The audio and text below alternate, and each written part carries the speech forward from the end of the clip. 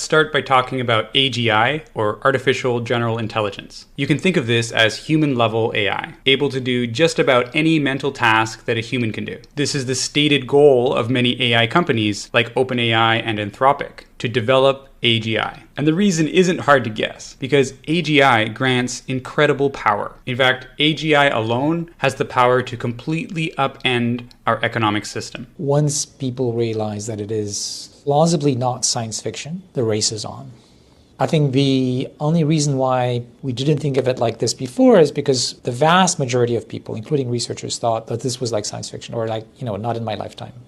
Once you have AGI, you can actually ask it to perform AI research for you. And this is very interesting because this AI scientist would work much faster than a human would, and it could run 24/7. Once you can get this working, you can simply run 100,000 replicas of it in an instant. So these automated AI researchers would quickly make scientific breakthroughs on how to create AI, which means in a very short time, you would then have another AI system much more powerful than the last. And you can just repeat this and get another system and then another system and so on. This is called iterative or recursive self-improvement. And it's the phenomenon behind what people call an intelligence explosion. Once you have a really powerful AI that is many, many times smarter than a human, then you might call that a superintelligence. Another term for this is ASI, or artificial superintelligence. Definitions for superintelligence vary, but I like to think of it as something that would be smarter than hundreds or millions of humans put together and can best any expert in their field. Another name for this point where we have an intelligence explosion and then we develop superintelligence is the technological singularity, which is named after the mathematical concept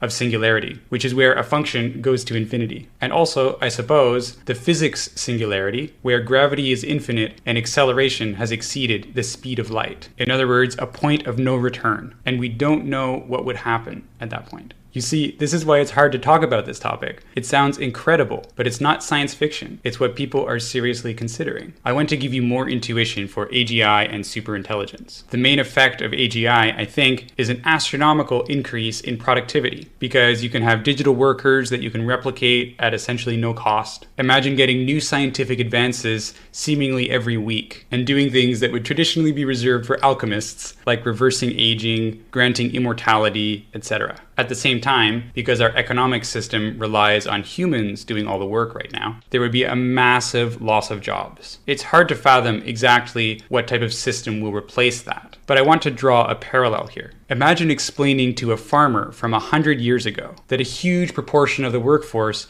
just sits in one place all day on a chair. He might say, how could you get any work done? Yeah, and not only do they just sit in one place all day, but they just push about 100 different buttons and they move around objects in careful patterns and they make their living that way. Without an understanding of computers and the internet, you can't conceive of how this could be productive. So basically, right now, we are the farmers from 100 years ago. We are saying, but doesn't everybody have to go to work and do something that they might not want to do for 8 hours every day? How do you make a living otherwise? And the person from the future is like, look, you have to change your whole mindset. Now let's talk about superintelligence. What does superintelligence mean? Something that is far more intelligent than you, of course, but also something that can plan far better, something that can think strategically far better. There would be no use trying to outwit it, not by yourself and not as a group of other humans. A superintelligence that was free to act of its own accord wouldn't really be confined to one place. It would be taking actions all around you all the time. It's still not quite the same thing as omniscience. After all, it could still perish along with all of us if a huge asteroid hits the Earth. But it could easily do things that seem like magic to us. After all, any sufficiently advanced form of technology